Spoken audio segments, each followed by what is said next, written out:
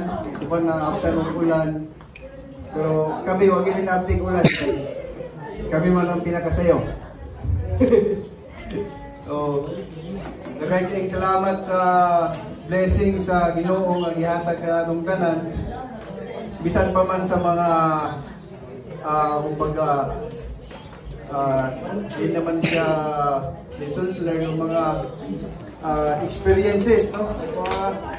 Atong mga naagian gikan sa tuig pagsugod sa 2024 sa among family, sa side sa akong ugangan, dili pud basta-basta among giagian.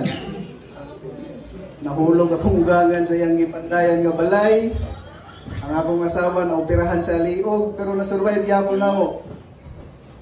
Bisan pa man sa mga nanghitabo sa mga pamilya. O kabalong ang buta o sinetabo nila ni Junjun, no? Pero dako bigyan mo pasalamat nga karon nakita na ako si Junjun nga nakatindog na, grabe gid ang kalipay.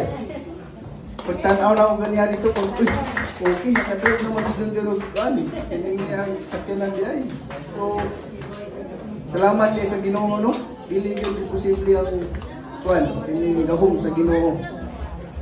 Sa paman sa akuha, gikan sa akong giagian sa mahamang ko natin sa una, din hangtod karon nga medyo di man po nato matawag na relaxing kay relaxing siya sa in terms of kining sa physical nga aspeto, pero sa ganing man po itong pag-una-una dito mo po bubugod kay kinahanglan po magplano kayo sa mga activities, no?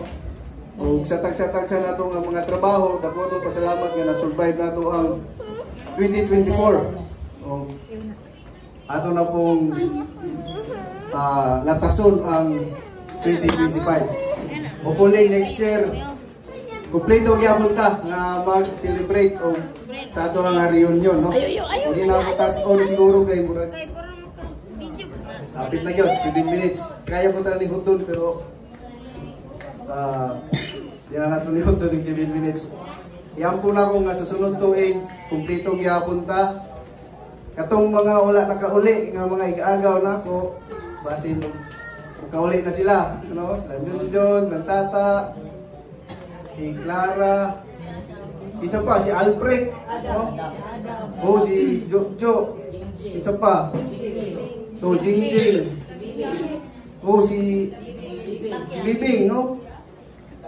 Isa pa to si Sprel. O inaot nga makatambong na sila para kumplito kitang tanan. Happy tang tanan.